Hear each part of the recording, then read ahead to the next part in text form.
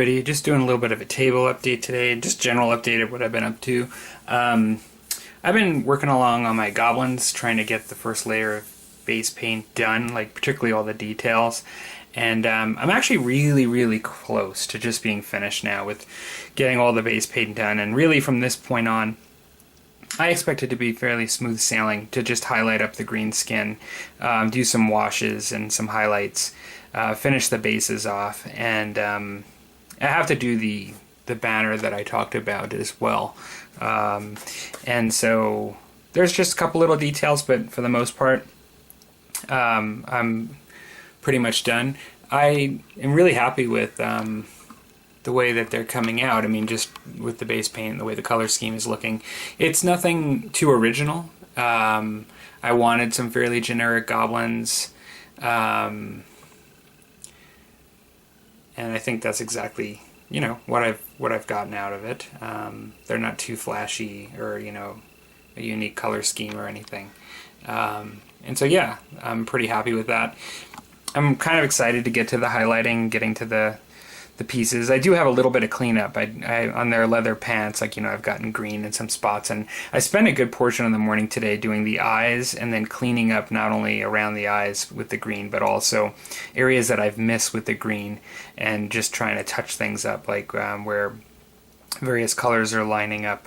And then I just kind of tried to continue to do every single little thing that I noticed still needed to be done. Now I still have the head that's this guy's holding the banner, and a couple of spots where guys are holding arrows. I forgot to pick out their feathers underneath the arrows. So I have like all those little things, and I've been continuing with little things like that. Little pieces of bone hanging off a guy's ears and shields, and it's just really, it seems like almost never ending. There actually is a lot of detail on these models. You don't really get a strong appreciation, or at least I didn't when first looking at it. And so yeah, that's kind of what I've been up to. I'm really looking forward to getting to my HQ, painting those up, the two mages and the warlord, once I'm finished with these. So I'm excited about that.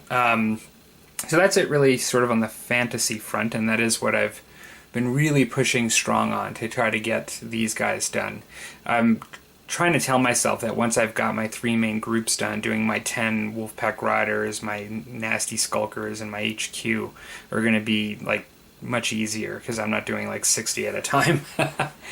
Having said that, I'm actually looking forward to doing another 20 of these in the future someday. I could see myself easily getting more to add to these groups. So I do have just an update on my thoughts around these SAGA buildings. What I ended up doing, like I mentioned in the last video, is I was going to try to regress this conversion backwards to make it look more like a Dark Age building and less like something. It was very sort of storybookish before. So I ripped the windowsills. There are windowsills and frames here, here, and here completely off. On this building, I ripped the boards that were on the front because it was a very decorative, sort of swirly look. I just ripped those off on both sides. I don't think I'm going to place another board on. I think I'm just going to do the thatched roof. And so I also think what I'm going to end up doing is putting wood slots over these windows. I think it was Osterwolf that mentioned that, you know, you don't see too many second-story buildings for these small buildings in the Dark Ages, and which is true. I hadn't really thought about that, and so I'm going to make this just sort of lofted peaks and just put wood slats over these and just cover them up. I'm pretty much going to do the same with this one, although this one I left this piece on because I felt that it still worked. I didn't take that off. But on the sides here, I ripped the window frames off. Same here, same here, and I'm going to put those slats up there. Still not decided whether I'm going to do fur or clay and sculpt it on the top here. Not completely decided on that yet, but that's kind of where I'm going with these, and I think these are going to be great. I'm actually really looking forward to doing these. I think they're really, for something that was so cheap, I think they're going to be a nice conversion for SAGA buildings. The other thing that I'm thinking about doing after those, I must just have SAGA on the mind because I was having coffee today, and we have a percolator, and I guess this was yesterday, and sometimes If I just don't feel like making a pot of coffee, I'll just use some Nescafe. And we had this like huge can here, and I'm sitting here getting ready to throw this out because I'd finished it, and I thought, wow, like, I'm just looking at the size of it and I'm thinking, this could be a really cool tower, like a stone tower. And it just got my mind working because I thought, I'd really like to have a stone tower like that size for Saga. And so I thought, well, maybe what I can do is just put some clay and slowly work some clay upwards and just do it as a brick tower with clay brick sculpted in. And then I would just have to do the top, and I was thinking I can just work this around and make like your classic tower where it has like, your sort of blocks with your spots where your archers can go around. And then like I would likely put some doors, and maybe I'd cut in and do some window slits, but I thought this can is just like perfect size. I'm like, I shouldn't throw this thing away. I don't know how many of you guys have a ton of stuff like this laying around your hobby room that you're just planning on getting to. But I'm thinking I'd like to do that. And so I don't know if any of you guys have done like one like that before or your thoughts on it, but I was thinking that's just like perfect size. So I was quite happy with that. I think I'm going to make this just a bit of a short update today. The only other thing I really have to mention is I gotten this product in the mail, which I purchased this, and this is Charlie Foxtrot Models, the Tidewater home. So it's 28 millimeter. It's sort of like a mansion sort of Tidewater home, for musket and tomahawks or sharp practice.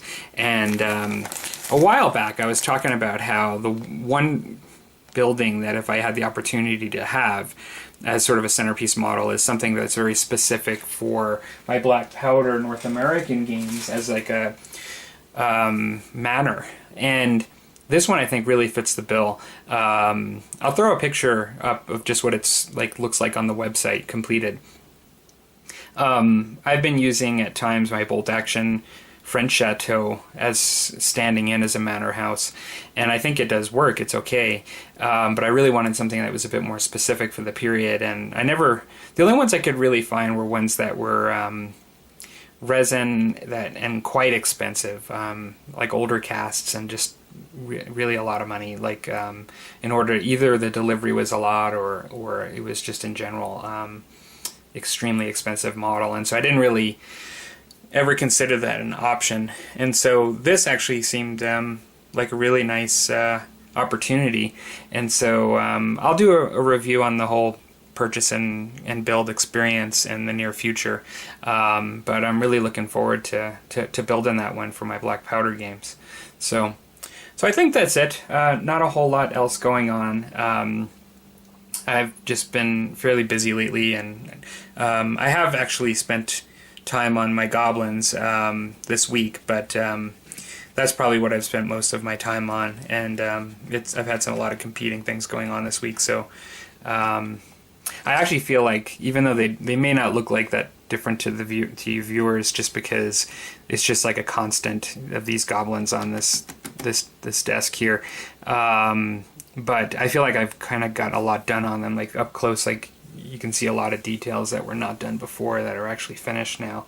And so, yeah, that part I'm actually quite excited about. It may feel like I could be seeing the light at the end of the tunnel soon. Okay, everybody. Hope everybody's having a good weekend. Take care.